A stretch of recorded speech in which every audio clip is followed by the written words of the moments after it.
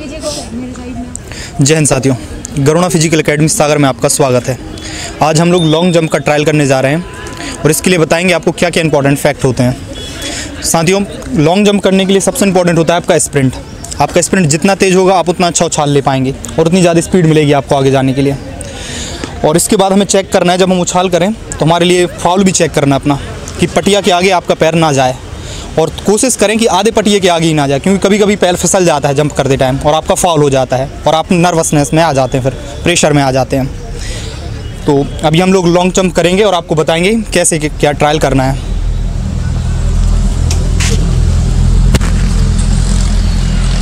जिस प्रकार हमारे छात्र ने बताया, आज लॉन्ग जंप का हम बताएंगे कि लॉन्ग जंप का तरीका क्या है करने का।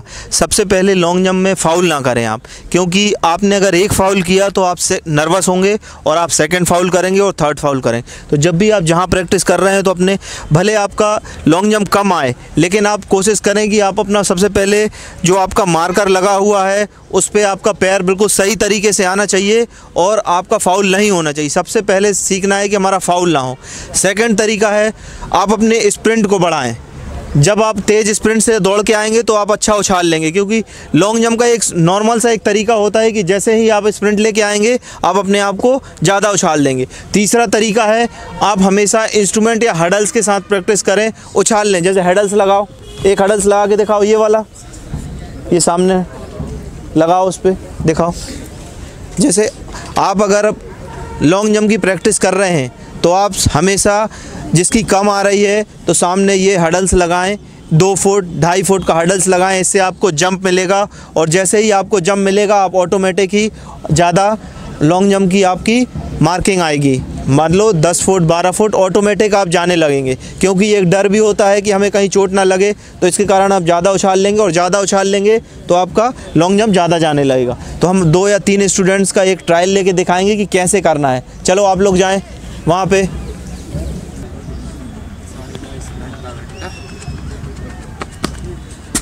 शाबाश। अब जिस प्रकार हमारे एक अभ्यर्थी आ रहे हैं, आपको तेज से तेज आना है और ये तेज स्प्रिंट, बहुत बढ़िया, शाबाश। तेज आना है, जैसे भी आप वहां से आते हैं तो ये देखिए तेज स्प्रिंट, शाबाश, बहुत बढ़िया, वेरी गुड। लॉन्ग जंप का ये सबसे बेस्ट तरीका है, आप अपने आप को स्प्रिंट लें और तेज उछाल के साथ जंप करें, वेरी गुड।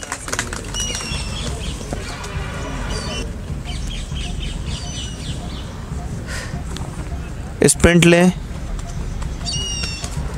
जंप, बहुत बढ़िया, शाबाश शाबाश। लगभग ये 17 फुट की जंप है, शाबाश।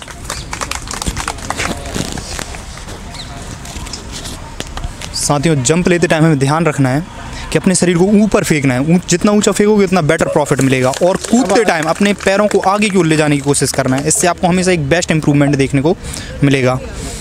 देखिए, अब ये देखो, पैर को आगे लेके आना है आपको पैर और हाथ दोनों को आगे लेके आना है। कभी कभी हम लोग हाथ पीछे रख देते हैं, जिससे आपका मेजरमेंट कम हो जाता है, घट जाता है 1 फीट। तो हमें ये गलती नहीं करना है। शाबाश, ये हमारी 17 प्लस की जंप है।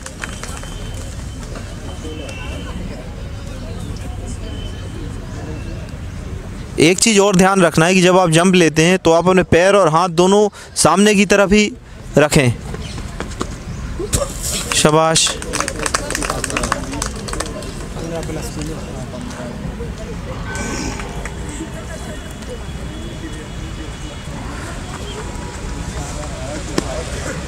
शाबाश।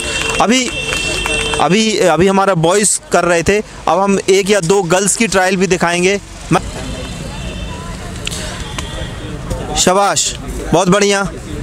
अभी हम गर्ल्स का भी दिखाएंगे कि जो हमारा ट्रायल है ये तेज, शाबाश, वेरी गुड, तेज। ये देखिए स्प्रिंट, जो स्प्रिंट है इस प्रकार स्प्रिंट होनी चाहिए, शाबाश, वेरी गुड। स्प्रिंट, शाबाश। स्प्रिंट,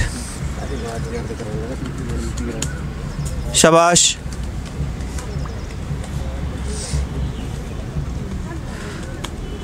शाबाश। ये हमारा लॉन्ग जंप का तरीका है। हमेशा दौड़ते समय आपको स्प्रिंट में आना है। आप जितना स्प्रिंट लेंगे आप अपने आप को उतना उछाल लेंगे। साथियों, हमेशा हडल्स लगा के करना है। आप अपना अगर हडल्स लगाए करेंगे तो ऑटोमेटिक आप जंप लेंगे, और जंप लेंगे तो आपके जो आपका 10 फुट से आप 12 फुट 13 फुट ऑटोमेटिक ही आप आगे इंक्रीज़ करते रहेंगे। साथियों, जब हम लॉन्ग जंप को लेते हैं, जैसे हम उछाल लेते हैं, तो हमें ध्यान रखना अपने पैर को पटिए से आधे से आगे नहीं ले जाना है, क्योंकि कभी कभी क्या होता है कि हम लोग स्पीड में होते हैं तो हमारा पैर फिसल जाता है और फाउल पे चला जाता है।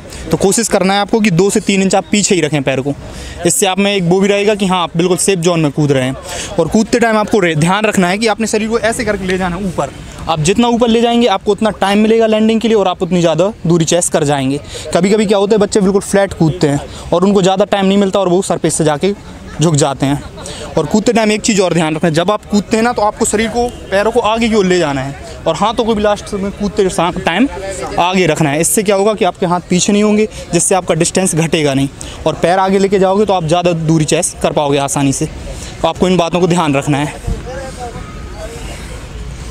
जय हिंद साथियों, जैसा कि हमने इस वीडियो के माध्यम से आपको बताया कि लॉन्ग जंप के लिए क्या क्या इंपॉर्टेंट फैक्ट्स होते हैं जिनको आपको वहाँ फॉलो करना है और अपना बेस्ट अटैम्प्ट देना है, जिससे कि आप अपने लॉन्ग जंप में एक बहुत अच्छा इंप्रूवमेंट ला सकें और वहाँ अच्छे से क्वालिफाई और बहुत अच्छे नंबर हासिल कर सकें।